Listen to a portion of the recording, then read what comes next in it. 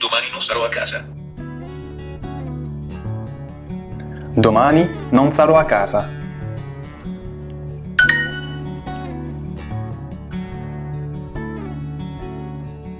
On peut vraiment apprendre une langue de cette manière, ou bien c'est juste un jeu inutile? Reste bien jusqu'à la fin pour avoir la réponse. Tout d'abord, bienvenue à tous les nouveaux French Addicts. Je suis ici pour enseigner le français à tous ceux qui souhaitent apprendre cette belle langue. Concernant le sujet d'aujourd'hui qui est Duolingo, je l'utilise personnellement tous les jours sans exception. Ça me permet de me réveiller doucement chaque matin avec autre chose que des heures perdues sur les réseaux sociaux. Car il est vrai que beaucoup d'entre nous utilisent leur smartphone dès la première minute de la journée. Je tiens tout de même à préciser que je ne suis pas sponsorisé par Duolingo et que je n'ai pas d'action chez eux.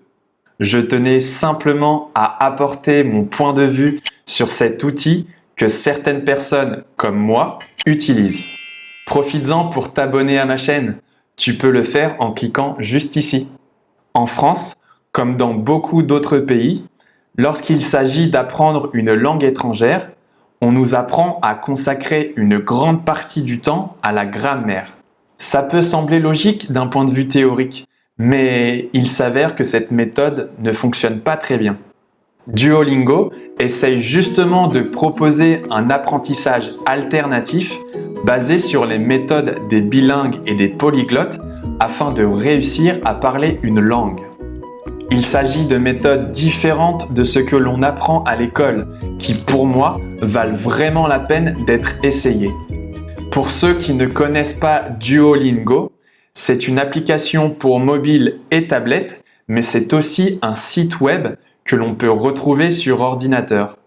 Cet outil, qui a été lancé en 2012, est destiné à l'apprentissage gratuit des langues. Au bout d'un an sur Duolingo avec des exercices quotidiens, j'ai pu constater une réelle différence dans mon niveau en langues étrangères. Regardons d'un peu plus près les avantages qu'offre Duolingo.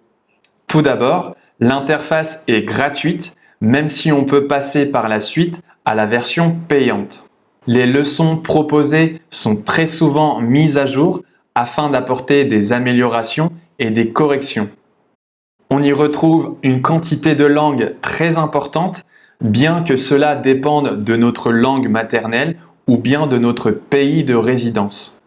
Ça permet de compenser certaines situations dans lesquelles on ne parvient pas à trouver un enseignant pour une langue bien précise.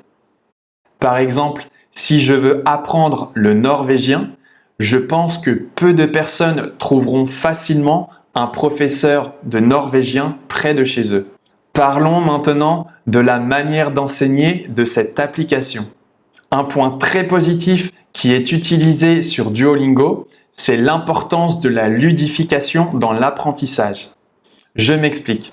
Il est préférable de rendre l'apprentissage d'une langue la plus ludique possible, c'est-à-dire la plus amusante et la plus divertissante possible. Duolingo utilise justement ce procédé. L'utilisateur gagne des points au fur et à mesure qu'il fait des exercices. Chaque compétence est acquise au travers d'une série de leçons et il faut savoir que l'on est libre de choisir l'objectif que l'on souhaite atteindre. En fait, il faut faire comme si c'était un jeu. C'est ça la ludification. Même si ça paraît être un mot compliqué, le concept n'est pas si difficile à comprendre. C'est le fait de rendre une chose divertissante et amusante tout en la faisant. Ça permet d'enlever au maximum le côté désagréable de l'apprentissage. De cette manière, on aura plus de motivation pour continuer car notre cerveau pensera qu'il s'agit d'un jeu.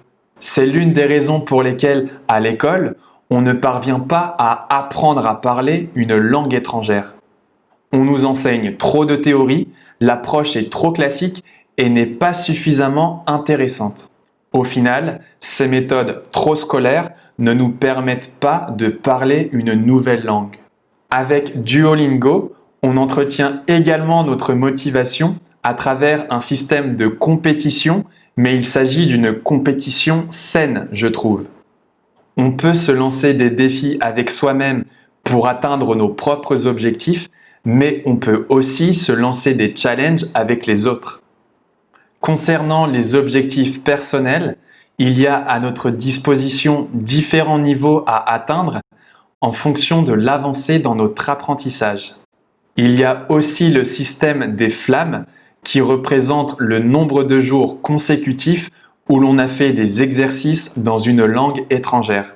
Par exemple, si j'ai 17 flammes, ça signifie que ça fait 17 jours d'affilée, 17 jours consécutifs que je fais des exercices.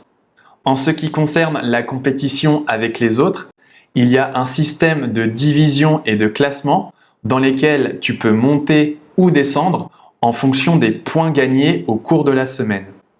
Les 10 premiers de chaque division montent dans la division supérieure et les 5 derniers descendent dans la division inférieure.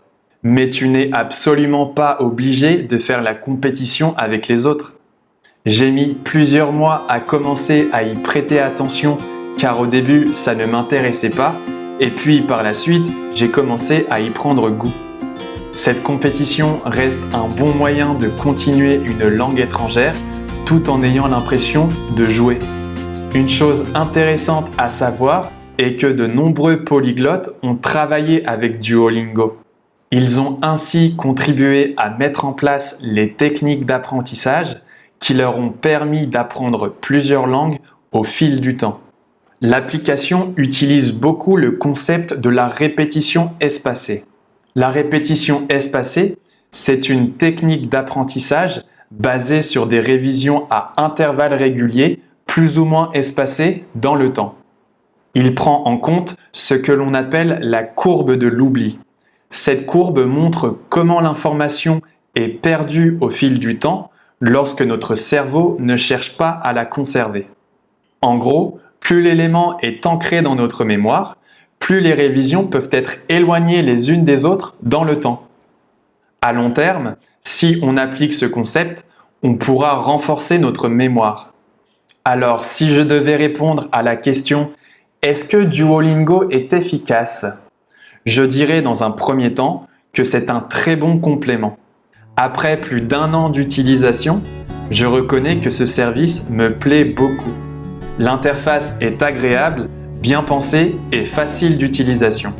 Le système mis en place est efficace et apporte des bénéfices réels selon moi.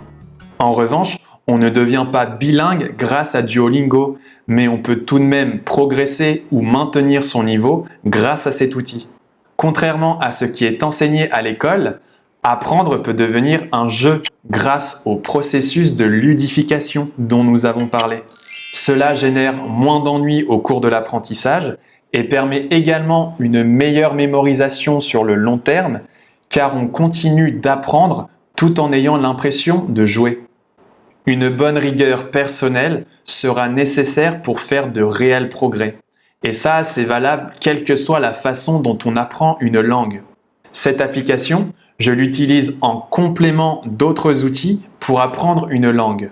Tu peux par exemple t'aider de livres pour progresser en français. Tu peux écouter des podcasts ou bien tu peux faire des cours de conversation avec d'autres personnes. Et toi, est-ce que tu as déjà utilisé Duolingo ? Quelle langue as-tu apprise avec cette application ?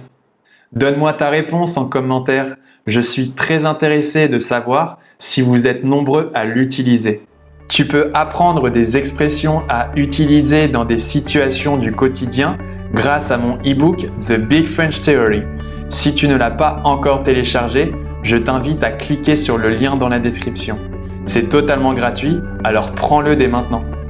Merci à toi d'avoir regardé cette vidéo et je te dis à très bientôt.